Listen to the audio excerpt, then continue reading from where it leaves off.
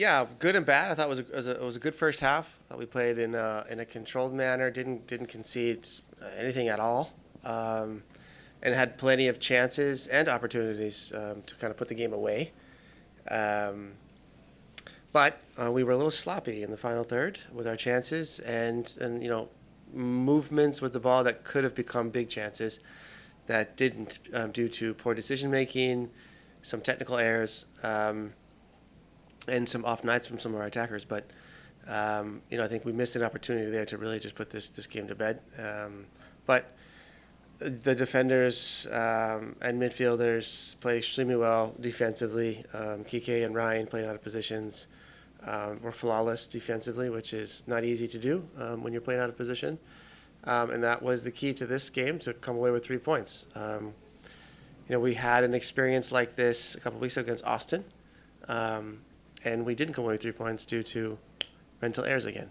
So it's great to see that we're growing and learning in those situations, and we're able to put all the pieces together tonight. No questions? Okay.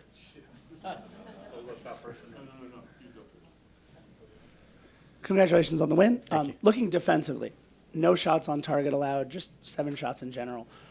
What allowed you to keep them out of the attacking third as much as you did and really control the match from the back forward that way? Yeah, I think, prioritizing spaces defensively, understanding your opponent, what they're trying to do, and giving your players as good as pictures you can prior to the match. The defensive side of the game is something we also like to train and talk about and take pride in. And when our defenders have enough minutes together and have some continuity in the back line, we're quite good. And understanding that when you come into a role like Ryan did tonight and Kike the past 2 weeks, it's a new role. Working with the other coaches and looking at some video and trying to recreate certain moments in training that, okay, they'll recognize and be like, okay, this is what's going to happen in the game. And I have to say they've done extremely well and have adapted amazingly, have learned and have applied the lessons learned in training into the real game situations, which is not easy to do. So yeah, big compliments to our back line. They've been massive, and Max and Eddie have been going and going and going with no break for a while now. It's really not easy to do. It's probably not even safe to field them every week, but we don't have a choice. These are the choices other people make. Hey, Steve, first I got 2 housekeeping. Elie, what was his situation tonight? Yeah, he took a bad challenge in Cincinnati and just couldn't turn it around and fast enough. But he's fine moving forward this weekend. Okay. And what did you get a yellow for? What were you doing? I was explaining in certain terms what I thought of the referees, or what I thought of Victor's decision on a Denis foul right on top of the box. I think everybody in the stadium saw it. Just one person didn't. And so I had to let him know. But I apologize to Victor. Those blow-ups shouldn't happen, but I'm human. Another real question. What is it about Kike that fits him into that role? How does having him in there change or add to what it is you guys are doing? Yeah, it's a good question. I think if you interpret that role defensively, then you have a more defensive-minded player, and it becomes more of a real back five. If you interpret that role offensively with an attacker, like some clubs do, then it becomes a real 3-4-3. And then if you pair your right winger like Maddie, who comes underneath, or David Martinez, who comes underneath a little bit, then it becomes very tricky for other teams to defend, because you have one coming, the other one going constantly. And when somebody like Kike with that amount of pace, it's a real threat. And if you are threatening teams on the offensive end, you don't really have to defend. And so that is kind of the idea with Kike there, and he's done extremely well. And it works because he has a giant engine, can run all day, and is very linear. And that wingback position is very linear, an outside back or a true winger in a 4-3-3.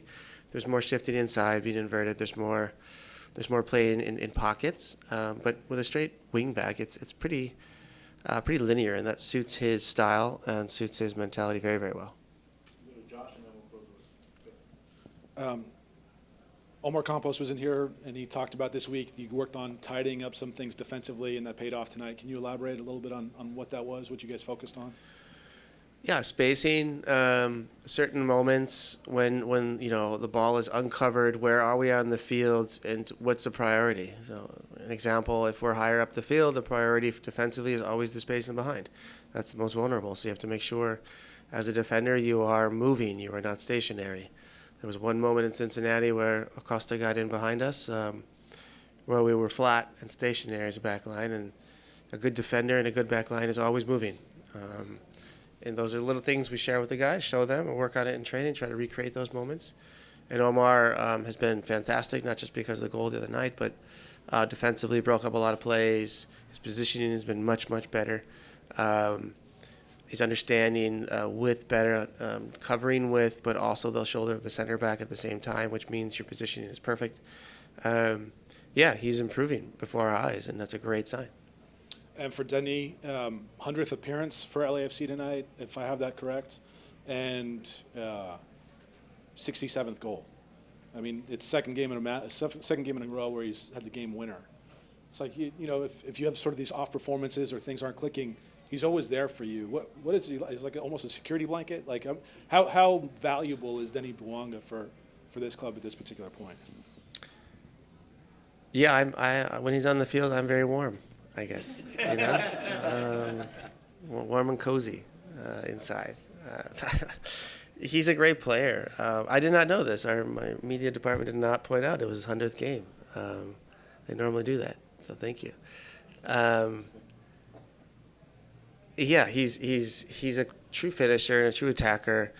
One you just kind of have to let go and play. He is in some ways coachable. Denis understands tactics.